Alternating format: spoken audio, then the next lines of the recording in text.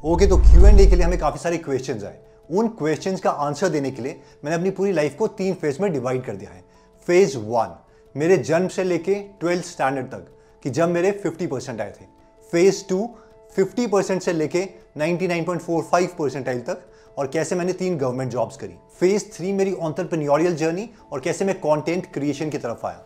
So let's start with phase 1। Okay, तो मेरा नाम है हेमंत पंत और मैं 28 नवंबर 1988 को पैदा हुआ था शिमला, हिमाचल प्रदेश में। मेरी अपब्रिंगिंग कैसे हुई है इसके लिए आपको पहले मेरे पेरेंट्स को समझना पड़ेगा।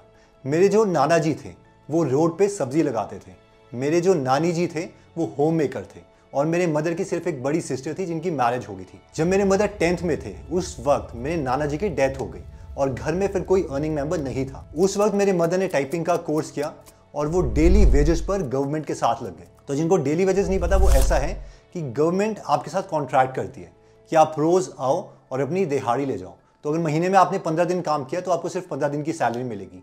आप रेगुलरली काम नहीं कर रहे हो गवर्नमेंट के साथ। सेकंड, अगर मैं अपने डैड की बात करूं तो उन्होंने as a ranger Himachal Pradesh में अपनी जॉब स्टार्ट करी थी। मेरे पैदा होने से पहले मेरे दादा दादी जी की भी डेथ हो गई थी। तो इन शॉर्ट हम घर में सिर्फ 5 मेंबर्स थे, मैं, मेरी दीदी, मेरे मम्मी, मेरे पापा और नानी जी। तो शादी के टाइम में मेरे मम्मी ने कंडीशन रखी थी कि मेरी जो माँ है वो हमेशा मेरे साथ ही रहेगी, तभी मैं शादी करूंगी। And that is exactly what happened. तो अगर मैं अपने बारे में एकेडमिकली बात करूं तो 12th स्टैंडर्ड तक मैं बहुत ही बिलो एवरेज स्टूडेंट था। अगर मैं अपने खुद रिपोर्ट कार्ड देखता हूं तो मुझे ऐसा लगता है कि ये वाला जो बच्चा है वो कुछ नहीं करने वाला। हार्डली मैंने कभी भी 65% अचीव करे होंगे 12th स्टैंडर्ड तक। तो काफ़ी ऐसी चीज़ें मेरी लाइफ में हुई है जिसकी वजह से मेरी एक पॉजिटिव सेल्फ इमेज बनी और मुझे अपने ऊपर कॉन्फिडेंस आया। उनमें से सबसे पहली मेमोरी है साइकिल रेस की। तो एक दिन क्या हुआ था, मुझे पता चला कि साइकिल रेस होने वाली है और जो साइकिल रेस है वो उसी दिन 11:30 बजे है। तो उस दिन में जो साइकिल थी उसका टायर पंचर हुआ था। तो मैंने क्या किया एक्चुअली कि मैंने वो साइकिल उठाई, सुबह ही 6 बजे चला गया और वहाँ से 15 से 20 किलोमीटर दूर है एक जगह है जिसका नाम है संजौली। वहाँ पर गया, टायर पंचर ठीक करवाया, वापस आया, साइकिल रेस लड़ी और फिर मुझे 3rd प्राइज़ मिला। तो मेरे लिए एक सेल्फ कॉन्फिडेंस बूस्ट करने के लिए एक सिनेरियो वो था। सेकंड सिनेरियो मुझे याद आता है पेंटिंग का कि एक बार जो इंटर स्कूल कंपटीशन था उसमें पेंटिंग में मुझे टोबैको के रिलेटेड पेंटिंग बनानी थी and I got a 1st prize. तीसरी चीज़ मुझे याद आती है प्रोग्रामिंग से रिलेटेड। तो जो 10th तक मैं पढ़ा हूँ वो ICSE में पढ़ा हूँ। तो वहाँ पर क्या होता था, 8th या 9th में ही वो स्टार्ट कर देते थे प्रोग्रामिंग लैंग्वेजेस सिखाना। तो पहली प्रोग्रामिंग लैंग्वेज जो मैंने सीखी थी दैट वाज C++। तो एक बार जब हम कंप्यूटर क्लास में गए, उस कंप्यूटर क्लास में टीचर ने कहा कि मैं आपको एक प्रोग्राम दे रहा हूँ, आप में से जो भी ये प्रोग्राम करेगा उसको 6 महीने तक मैं वीडियो गेम खेलने दूंगा। तो पहला प्रोग्राम जो उन्होंने दिया था वो था कि 2 डेट्स के बीच में डिफरेंस निकालना है डेज की टर्म्स में। लेट्स से कि अगर मैं आपको एक डेट देता हूँ 28 नवंबर 1988 और दूसरी डेट देता हूँ 1 अप्रैल 2023, तो उसके बीच में कितने दिन हैं including all the leap years and everything, तो वो बताना है।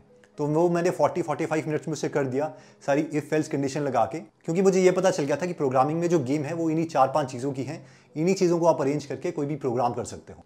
तो उस वक्त पर मैंने जब ये प्रोग्राम सॉल्व किया और बाकी उसे हुआ नहीं, तो उस वक्त जो मेरा कॉन्फिडेंस है इसकी वजह से बहुत बूस्ट हुआ।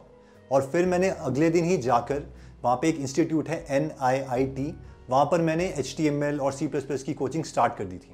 So that was one of the thing. इसके अलावा जो मुझे लगता है कि मेरी पर्सनैलिटी को उभारने में मेरे डैड का बहुत बड़ा हाथ है।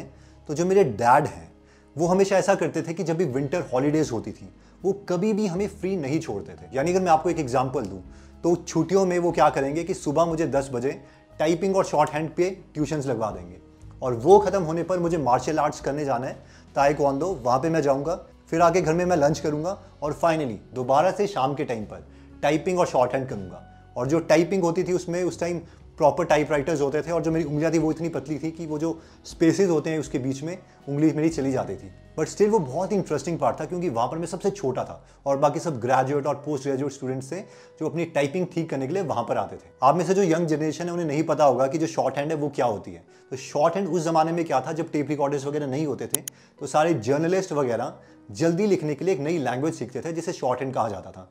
तो लेट्स से कि आपको इंटरव्यू दे रहे हो और मैं एज एन आपका इंटरव्यू नोट कर रहा हूँ, तो मैं शॉर्ट हैंड में जितनी स्पीड से आप बोल रहे हो उतनी स्पीड से वो सारा टेक्स्ट लिख सकता हूँ और फाइनली फिर उसको इंग्लिश या हिंदी में कन्वर्ट करके टाइप करके फिर हम उसको प्रिंटिंग में देंगे। तो ये एक सॉर्ट ऑफ स्किल थी जो मेरे घर वाले डेवलप करना चाहते थे, जो कि अब एकदम ही ऑब्सोलीट हो चुकी है। ओके, तो नेक्स्ट सवाल आता है कि मुझे बुक्स पढ़ने की आदत कहाँ से पड़ी।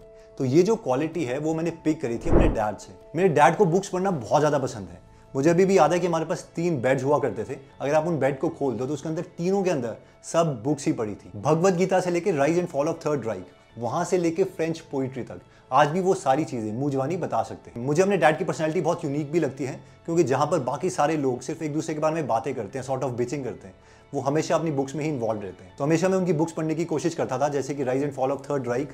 तो मैं बुक पढ़ता था, फिर मुझे समझ नहीं आती थी क्योंकि अंग्रेजी उतनी अच्छी नहीं थी। तो मैंने बहुत ही बेसिक बुक्स के साथ स्टार्ट किया, जैसे कि बिल्लू, चाचा चौधरी, गुलिवर की यात्राएं, और फिर उसके बाद चाणक्य नीति मैंने काफ़ी पहले पढ़ ली थी। मुझे अभी भी याद है यू कैन विन जो बुक है वो मेरी फर्स्ट बुक थी सेल्फ इंप्रूवमेंट से रिलेटेड। जब भी मैं माल रोड में जाता था, वहाँ पे एक शॉप है एशिया बुक हाउस करके, तो वहाँ पर बुक जो थी वो भारी पड़ी थी, यू कैन विन। उसके ऊपर लिखा हुआ था कि winners do not do different things but they do things differently. तो मुझे कोट बहुत ज़्यादा पसंद आ गया। तो मैंने अपने घर वालों को बोला कि मुझे बुक चाहिए, उन्होंने वो बुक ला के दी। उसकी इंग्लिश जो थी कंपैरेटिवली सिंपल थी, और वो मेरी पहली सेल्फ इंप्रूवमेंट बुक थी जो मैंने पढ़ी थी। इसके अलावा जो मैंड्रेक कॉमिक्स थी वो मैं बहुत ज़्यादा पढ़ता था। मैंड्रेक जो था वो एक मैजिशियन था, उसको हिप्नोसिस आती थी, तो वहाँ से मेरा इंटरेस्ट थोड़ा हिप्नोसिस में आ गया। मैंने हिप्नोसिस से रिलेटेड बुक्स लेके आया, और वहाँ पे जो गली के बच्चे हुआ करते थे उनको पकड़ के सॉर्ट ऑफ उन पे हिप्नोसिस करता था। तो मुझे अभी भी याद है कि एक लड़के को मैं सॉर्ट ऑफ हिप्नोसिस कर रहा था, और वो थोड़े डिजीनेस स्टेज में आ गया था, और फिर वो उठ के एकदम भाग गया। उसके मदर को लगा कि हमने कोई जादू या कुछ कर दिया है। बट एनीवेज उनमें से एक स्टोरी ये है। ओके, तो जिस दिन 12th का रिजल्ट आया उसके बाद मैं और ज़्यादा डिप्रेशन में चला गया था। इसका मेन रीज़न ये था कि मेरे पास 12th में 6 सब्जेक्ट्स थे। सब नॉर्मली लोगों के पास 5 सब्जेक्ट्स होते हैं, मेरे पास था physics, chemistry, maths, Hindi, English and computer science. और जो केमिस्ट्री सब्जेक्ट था उसमें थ्योरी में मेरे 9 मार्क्स थे। इन शॉर्ट मैं केमिस्ट्री में फेल था, और उसके बावजूद सीबीएसई वालों ने मुझे पास सर्टिफिकेट दे दिया था। तो सबसे पहली चीज़ जो मेरे दिमाग में आई थी वो ये थी कि आज अगर मैं पढ़ना स्टार्ट भी कर दूं तो क्या मुझे किसी एनआईटी में एडमिशन मिलेगी या नहीं। तो मैं क्या करता था, घर से कॉइन्स लेता था, छुपके से साथ वाले किसी पीसीओ में जाता था, वहाँ पे कॉइन डालता था, और वहाँ पे मैं कॉल करता था एनआईटी हमीरपुर कि सर अगर कोई बच्चा केमिस्ट्री में फेल है लेकिन वो AIEEE क्लियर कर देता है तो क्या उसे एडमिशन मिलेगी कि नहीं। तो ऑब्वियसली वो बहुत गुस्सा हो जाते थे कि आप ये क्या बोल रहे हो, कि अगर किसी की यहाँ पे आ जाता है वो केमिस्ट्री में कैसे फेल हो सकता है। वो मना कर देते थे। अब इससे हुआ ये कि मैंने केमिस्ट्री का इंप्रूवमेंट का एग्जाम दिया, और उन्होंने मुझे एक पूरा का पूरा नया सर्टिफिकेट इशू करने के बजाय एक अलग से सर्टिफिकेट दे दिया जिसमें सिर्फ केमिस्ट्री के नंबर थे। तो फिर घर वालों ने डिसाइड किया कि इसका करना क्या है। सबने सोचा सिर्फ एक ही कॉलेज है जो इसको एडमिशन दे सकता है, और वो था कोर्सेरा। बीएससी के टीचर्स को इनकाउंटर करना मेरे लिए बहुत ही डिफिकल्ट था, क्योंकि मुझे उन्हें ये प्रूव करना था कि मेरे 50% बन रहे हैं, और मेरे 50% बहुत ही स्पेशल कंडीशन में बन रहे थे। और इसके लिए 2 चीज़ें होना ज़रूरी था। 1, टीचर को सिर्फ बेस्ट ऑफ 5 सब्जेक्ट्स लेने, वो 6 के 6 सब्जेक्ट्स को ऐड करके एवरेज नहीं निकाल सकता। कंडीशन 2, इस वाले सर्टिफिकेट में से सिर्फ 4 सब्जेक्ट लिए जाएंगे, और जो 5वां सब्जेक्ट है वो दूसरा वाला जो सर्टिफिकेट है जो मेरा केमिस्ट्री वाला आया था उसको ऐड करोगे तो ही सिर्फ 50% बनेंगे। और ये चीज़ सोच सोच के मुझे बहुत ज़्यादा डिप्रेशन हुआ था। तो जब मुझे अगले दिन बीएससी के लिए एडमिशन के लिए जाना था, तो उससे पहली वाली रात मैंने क्या किया, मेरे पास 100-150 रुपये थे, मैंने वो निकाले, मैं माल रोड गया और वहाँ पर मैंने कैप खरीदी। कैप का आइडिया ये था कि मैं कैप पहनूंगा, कोई भी मुझे देख ना पाए जब मैं उनसे बात कर रहा हूँ कि आप 50% कैसे कैलकुलेट करोगे मेरे सर्टिफिकेट से। और वो चीज़ लेके कैप पहन के मैं बीएससी वाले कॉलेज में चला गया। अब वहाँ पे हुआ ये कि मैं उनको समझा रहा हूँ कि मेरे 50% कैसे बनेंगे, और वो समझा के मुझे बहुत टेंशन हो रही थी कि पहले तो इन 6 सब्जेक्ट में से सिर्फ आप 4 सब्जेक्ट लो, और 5वां सब्जेक्ट यहाँ से लो। और एक टाइम तो ऐसा आया कि वहाँ के जो मैम थे वो बहुत ही ज़्यादा गुस्सा हो गए, उन्होंने सर्टिफिकेट बाहर फेंके, उन्होंने बोला ये क्या चल रहा है, मुझे नहीं पता आप क्या बोल रहे हो। और मैं फिर दोबारा से वहाँ से वापस आ रहा था, तो हुआ क्या कि वहाँ पर बहुत सारे पॉलिटिक्स वाले स्टूडेंट बैठे होते थे। एक्चुअली उनका गोल ये होता था कि जैसी नए स्टूडेंट की एडमिशन हो रही है उन्हें पहले ही उनको कोई फेवर दे दो, जिसकी वजह से वो कॉलेज ज्वाइन करने के बाद आप ही की जो पॉलिटिकल टीम है उसको ज्वाइन करेंगे। तो एक भैया आए, उन्होंने मुझसे बोला कि क्या हुआ है, तो मैंने उनको प्रॉब्लम बताई कि इस तरीके से मेरे 50% बन रहे हैं और यही राइट वे है। तो उन्होंने बोला कोई बात नहीं मैं करता हूँ। तो वो वहाँ पे गए, उन्होंने पता नहीं कैसे टीचर को कन्विंस किया, और इवेंचुअली मुझे बीएससी में एडमिशन मिल गई। अब हुआ ये कि बीएससी का जब मेरा सेकंड डे था तो हम लोग फर्स्ट वाली सीट में बैठे थे, और काफ़ी जो मैक्सिमम लोग थे वो पीछे बैठे थे। तो वहाँ पर जो मैथ्स के प्रोफेसर थे उन्होंने कहा कि ये जो सिर्फ पहले वाले बच्चे हैं सिर्फ वो ही पास नहीं हो सकते, आप लोग भी हो सकते हो। यानी वो हम लोगों को इंटेलिजेंट बता रहे थे। तो वहाँ पर सबसे पहले तो मुझे ये लगा कि मेरी मैक्सिमम उड़ान यही है कि मैं सिर्फ बीएससी कर सकता हूँ, और वो भी पास ही कर सकता हूँ। मैं घर गया, घर वालों को मैंने बोला कि मुझे इंजीनियरिंग करनी है। घर वालों ने बोला तेरे तो 50% है, तू इंजीनियरिंग कैसे करेगा। लेकिन फिर भी मैं कन्विंस उनको करता रहा। 5-6 दिन तक ड्रामा चला, बहुत सारी चीज़ें हुई, और इवेंचुअली ये डिसाइड हुआ कि लोन पर इसे इंजीनियरिंग करवाई जाएगी। लेकिन मुझे एडमिशन देगा कौन। तो हुआ क्या था कि एक अलग से काउंसलिंग होती है PTU के नाम से, पंजाब टेक्निकल यूनिवर्सिटी, वो वाला फॉर्म मैंने भरा था। तो मैंने अपने डैड को बोला कि यहाँ पर मुझे एडमिशन मिल सकती है, तो आप यहाँ पर चलिए और यहाँ पर हो सकता है मुझे अलॉट हो जाए। तो बहुत सारे जो नए नए बिजनेसमैन थे, अपॉर्चुनिटी देखते हुए पंजाब में बहुत सारे जो थे कॉलेजेस खोल दिए थे। तो होता यह था इतने स्टूडेंट्स नहीं है जितनी कि इंजीनियरिंग सीट्स हैं। तो एनीवेज मैं वहाँ पर गया जलंधर में अपने डैड के साथ, और मेरे डैड ने बोला तू सिर्फ इलेक्ट्रिकल इंजीनियरिंग लेगा। इसका रीज़न ये था क्योंकि उनको लगता था कि पड़ोसी का एक लड़का है जो कि अच्छा था पढ़ने में, उसने भी इलेक्ट्रिकल इंजीनियरिंग ली है। तो मैंने इलेक्ट्रिकल इंजीनियरिंग ले ली। बाद में पता चला कि उसने मैकेनिकल इंजीनियरिंग ली थी। एनीवेज इंजीनियरिंग में मेरी एडमिशन हो गई। ओके, तो इंजीनियरिंग में जाके मुझे लगा था कि मैं बहुत ज़्यादा मेहनत करूँगा, लेकिन सबसे पहली मेरी प्रॉब्लम ये एनकाउंटर हुई कि मेरी कभी सिटिंग थी ही नहीं। मैंने कभी भी 12th तक बहुत देर तक पढ़ा ही नहीं था। तो जब भी मैं इंजीनियरिंग में आधे घंटे के लिए भी पढ़ना स्टार्ट करता था, उसके बाद मैं बहुत ही ज़्यादा थक जाता था।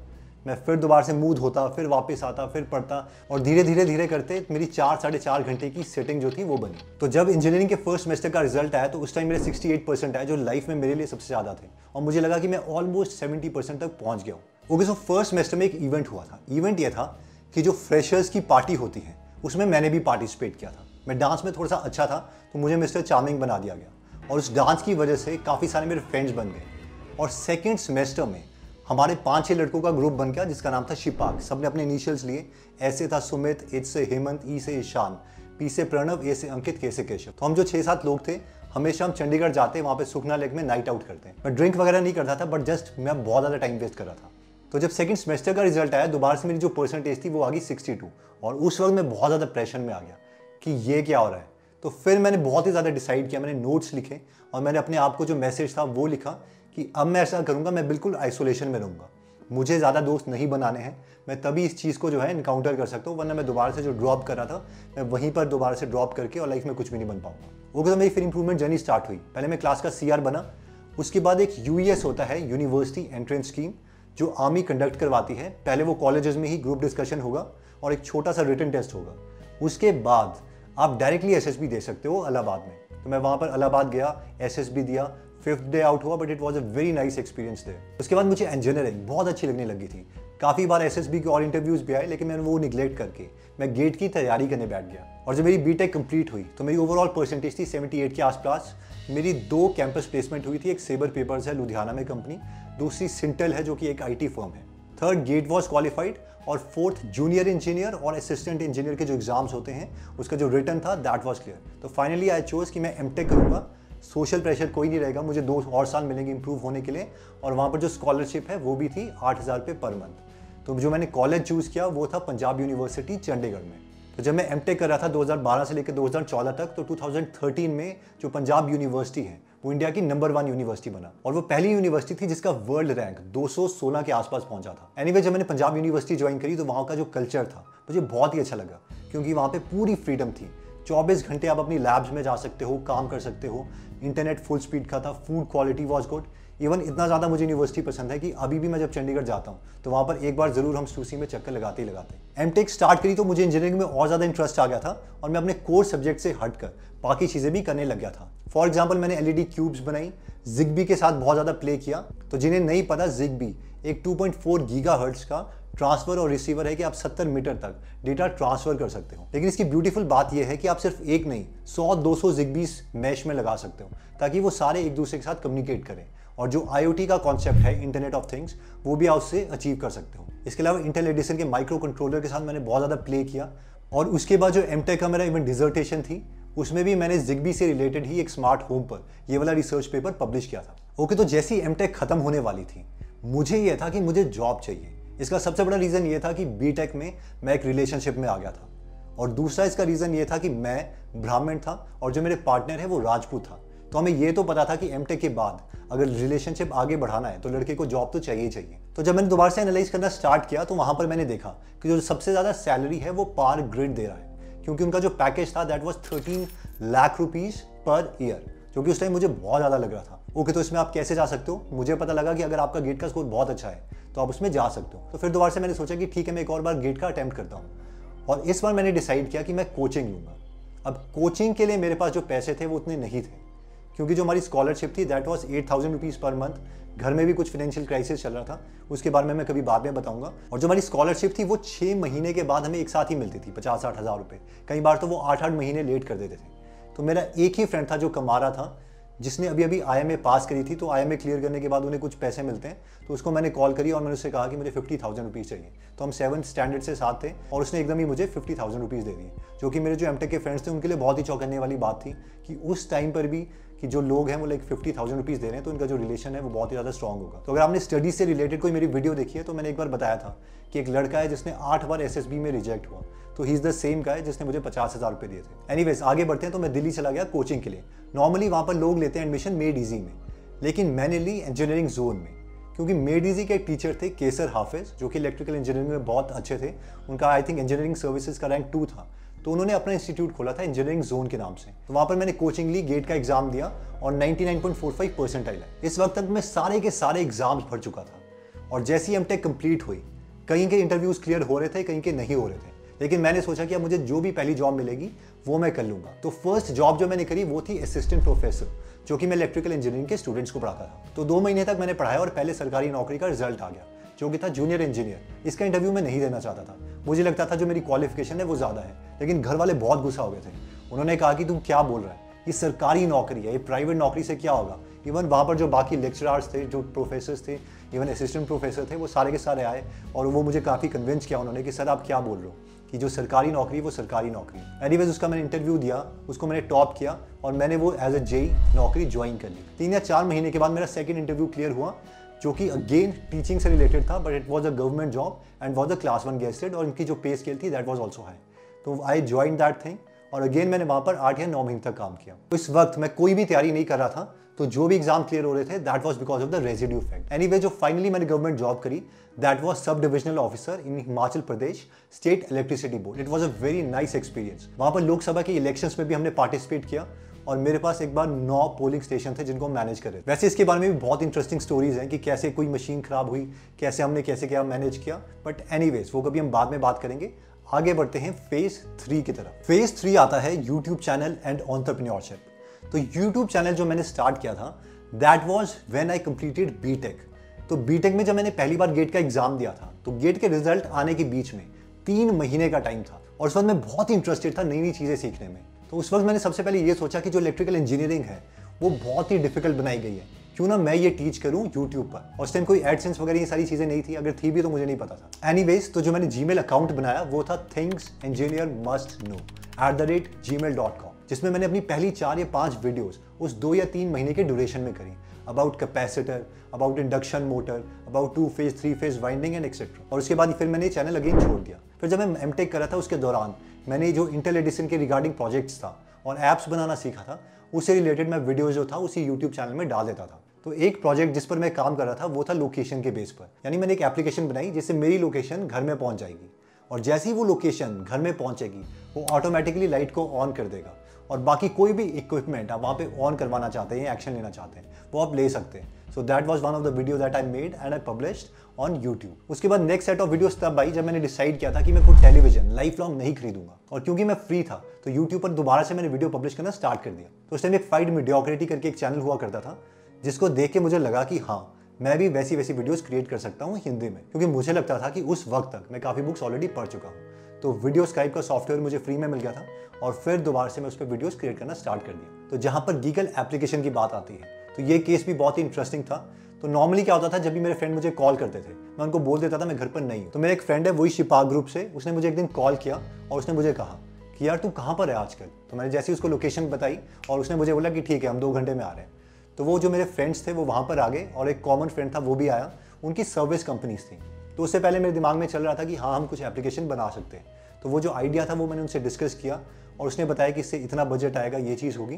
तो मैंने कहा कि यार इतने पैसे तो नहीं है, हम मैक्सिमम जो है 20-25 हज़ार रुपये दे सकते हैं और वो भी किस्तों में, क्योंकि तुम्हें 2 महीने तो लग ही जाएंगे। तो उन्हें 2 महीने की जगह 10 महीने लगे। बट एनीवेज वहाँ से इंसेप्शन हुआ गीगल एप्लीकेशन का। अब हुआ ये कि एमटेक के बाद जब मैं जॉब लग गया था तो जो मेरे पार्टनर हैं उन्होंने अपना PhD करना स्टार्ट कर दिया था NIT जालंधर से, because she was more interested in education और ये सारी चीज़ों में। तो जब कोरोना का टाइम आया और उनकी PhD कंप्लीट हुई तब हमने डिसाइड किया कि हमने लाइफ में करना क्या है। तो वहाँ पर हमने डिस्कस किया कि अगर हम दोनों जॉब में लग जाते हैं और अगर आप अच्छी पोजीशन पर हो तो सेम डिस्ट्रिक्ट में रहना बहुत ही मुश्किल हो जाता है और हम दोनों हमेशा अलग ही रहेंगे। तो फिर हमने सोचा कि कुछ डिफरेंट करते हैं and we thought of entrepreneurship. तो वहाँ पर जो मेरी जॉब थी वो हमने छोड़ दी, हमारी कुछ सेविंग थी और मोहाली में हमने एक फ्लैट खरीदा। क्योंकि हम पंजाब से ही पढ़े थे तो वहाँ पर हमारे काफ़ी सारे फ्रेंड्स हैं और वो फ्रेंड्स घर में आना स्टार्ट हो गए और फिर हम भी कंफर्टेबल हो रहे थे, बहुत इंजॉय कर रहे थे। तो जो काम था, प्लानिंग थी, वो कुछ भी नहीं हो रही थी। फिर हमने डिसाइड किया जो हमारी लोकेशन है वो हमें चेंज करनी पड़ेगी। एक कोटेशन है कि your environment is more powerful than your will power and we thought it is right. तो हमने सोचा कि फिर हम कहाँ जा सकते हैं। तो इंडिया में जो सबसे ज़्यादा टैलेंट है वो बैंगलोर में है।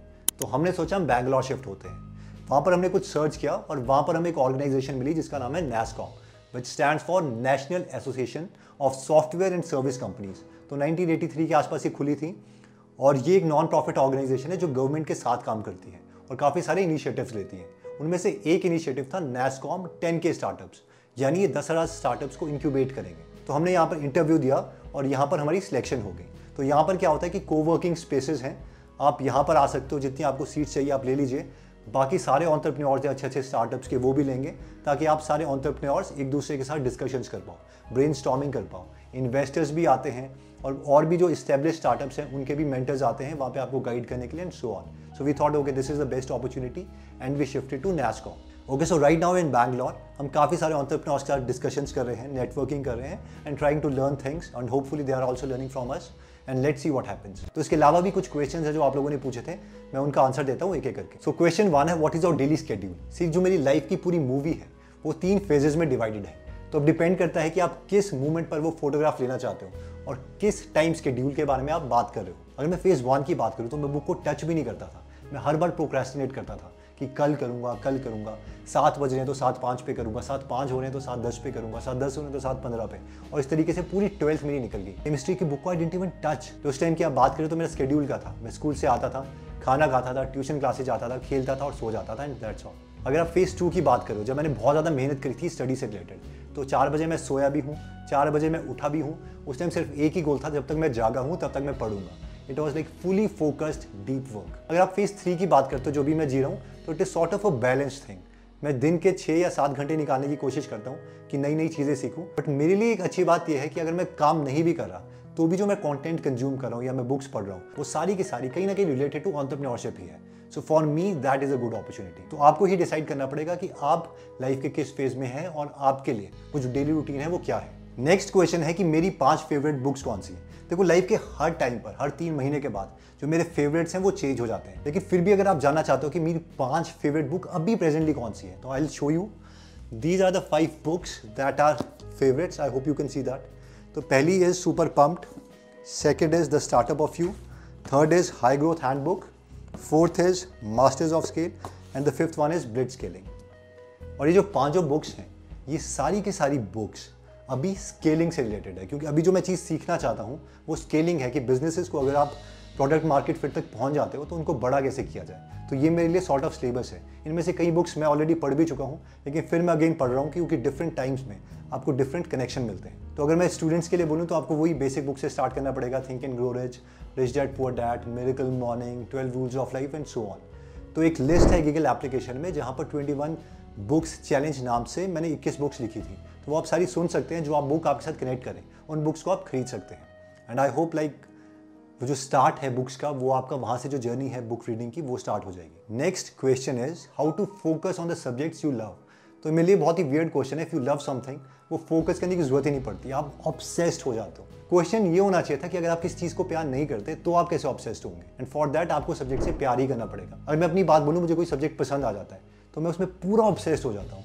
मैं उसे पढ़ता रहूँगा जब तक मुझे नींद नहीं आ जाती। सुबह उठते ही जो पहली चीज़ होगी वो अगेन वही सब्जेक्ट होगा और उसको मैं दोबारा से पढ़ूंगा। तो जैसे कि मैं AI से बहुत ऑब्सेस्ड हूँ, तो इसके बारे में मैं नई नई चीज़ें सीख रहा हूँ। तो जितने भी मुझे सोर्सेज मिल रहे हैं मैं कंज्यूम करने की कोशिश कर रहा हूँ। I want to mug up every single thing there is. Next question is how to stay focused and motivated. देखिए, मेरे लिए ये वही क्वेश्चन है कि how to do pull ups with 100 kgs। The only question is you just practice it.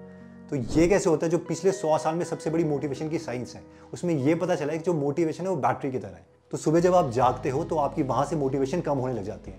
The only thing that we can do is कि जैसे ही हमारे पास मोटिवेशन है हम उसको हैबिट में कन्वर्ट करें। तो लेट्स से आज आपकी मोटिवेशन है तो सुबह ही आप वो चीज़ कर लीजिए जो आपको हैबिट चाहिए। Keep on doing it for 21 days, 60 days, जब तक वो हैबिट में कन्वर्ट नहीं हो जाती। और तभी जो है आप हैबिट पे डिपेंडेंट रहोगे, सिस्टम्स पर डिपेंडेंट रहोगे रादर देन मोटिवेशन। आपने देखा होगा कि जब आपको नींद आ रही है, अगर मैं आपको थका दूँ तो उस टाइम आप कोई भी मोटिवेशन वाला काम नहीं कर सकते। अगर आपको फूड बहुत पसंद है और मैं आपको बिल्कुल थका दूँ तो आप वो फूड खाओगे ही खाओगे। जो सारे गलत डिसीजंस है, वो जो एंगर है, आपका जो प्री फ्रंटल कॉर्टेक्स है वो एकदम बाईपास हो जाएगा और सारे गलत डिसीजंस आप तभी लोगे जब आपकी मोटिवेशन बिल्कुल कम है, यानी बिल्कुल थकने के बाद, जस्ट सोने से पहले। इन शॉर्ट गोल ये है कि धीरे धीरे ही फोकस बढ़ेगा। अगर मैं अपनी बात करूं तो 12th के बाद मुझसे नहीं बैठा जा रहा था, 30 मिनट के बाद ही मैं पागल हो जाता था, और फिर धीरे धीरे वो 40 मिनट, 45 मिनट, 4.5 घंटे, अब ऐसा है कि मैं 6 घंटे कंटिन्यूसली बैठ सकता हूँ विदाउट एनी ब्रेक। तो वो जो पोमोडोरो टेक्निक है वो अभी मुझे नहीं चाहिए। I can set for 6.5 hours in one setting. तो वो धीरे धीरे ही आएगी and I hope you got the answer. Next question is how to overcome boredom. देखिए, बोर हम तभी होते हैं जब हमें कोई चीज़ समझ नहीं आ रही होती। अगर अभी मैं रिसेंटली अपना एग्जाम्पल लूँ तो थोड़े महीने पहले मैंने ये सोचा कि यार जो 12th था उसने मुझे केमिस्ट्री से क्यों डर लगता था, क्यों मुझे वो बोर करता था। तो मैंने क्या किया, मैंने एक वीडियो देखी, डॉक्यूमेंट्री उसके ऊपर, जो कि दिमित्री मेंडेलेव के ऊपर थी, जिन्होंने पीरियोडिक टेबल बनाया था। तो उन्होंने इतनी ब्यूटीफुली तरीके से उसको बताया कि आई वॉज एक्चुअली कि अभी मुझे केमिस्ट्री पढ़नी पड़े तो आई थिंक मैं उसमें बहुत ज़्यादा बेटर कर सकता था। तो अगेन द क्वेश्चन इज कि आप बोर इसीलिए हो रहे हो क्योंकि आपको वो चीज़ समझ नहीं आ रही है। अगर आपको कोई भी चीज़ समझ आ जाएगी तो आप बोर नहीं होंगे। तो एक हैक जो मैं करता हूँ वो ये है कि मैं उस सब्जेक्ट को ग्लोरीफाई करने लग जाता हूँ। For example let's say AI subject है, तो मैं अपने आप को बोलूँगा, देखो यार जिम साइमंस है, वो AI की मदद से ट्रेडिंग कर रहे हैं और इसीलिए वो बिलियनर बन गए, तो कितनी अच्छी है AI। और इसी तरीके से मैं अपने को एग्जाम्पल दूंगा, यानी उस चीज़ को मैं ग्लोरीफाई कर दूंगा, और जिस चीज़ से भी आप इंप्रेस हो जाओगे, जिसको भी आप हीरो मानोगे, again you will try to do that only. Next question है कि what shocks you about AI। तो मुझे जो चीज़ बहुत ही वियर्ड लगती है वो ये है कि बहुत ही कम लोगों को, इवन इंटेलेक्चुअल लोगों को, बहुत ही कम लोगों को ये पता है कि यह काम कैसे कर रहा है। वैसे इस पर मैंने वीडियो बनाई है, अगर आप देखना चाहें आप देख सकते हैं। लेकिन जो अभी AI में इनोवेशन हो रही है वो ऑलमोस्ट हर डोमेन को चेंज करने वाले हैं। आनो हमें से बहुत से लोग डरे हैं कि ये वाली जॉब चली जाएगी, ये जॉब चली जाएगी। लेट्स से 2000 साल को प्लॉट करते हो तो ये जो SEO वाली जॉब है, ये कोई भी जॉब है, ये अभी सिर्फ आई है 15-20 साल के लिए, और वो भी खत्म हो जाएगी। इससे पहले भी जो बिजनेसेस थे, लेट्स से CD वगैरह थोड़े टाइम के लिए आई थी, 10 या 20 साल के लिए, वो आई, करोड़ों के $1 बिलियन बिजनेसेस बने, अगेन इट क्रैश्ड। तो ये जो सारी चीज़ें हैं वो ट्रांसफॉर्म होंगी and we have to accept that. जो भी चीज़ हो रही है हमें नहीं पता एग्जैक्टली क्या होगा, हो सकता है ये बहुत ही बड़ा हो, AGI भी अचीव कर दें, बट अभी हम कुछ भी नहीं कह सकते। इसलिए जो चीज़ हम कर सकते हैं वो ये है कि हमें देखना पड़ेगा नए टूल्स कौन से आ रहे हैं and we have to remain focus. क्योंकि देखिए यहाँ पर जो एंटरप्रेन्योर्स हैं बहुत ही अच्छे इंस्टीट्यूट से हैं, जिनको 20-20 साल का एक्सपीरियंस भी है, वो भी घबराए हुए हैं, but they are adopting the technology and I hope we will too. इस Q&A को और ज़्यादा बड़ा नहीं करते। अगर आप मेरा इंस्टाग्राम या लिंक्डइन अकाउंट से जुड़ना चाहते हैं तो वो मैं डिस्क्रिप्शन में और फर्स्ट कमेंट में दे दूंगा। एनीवेज, जय हिंद।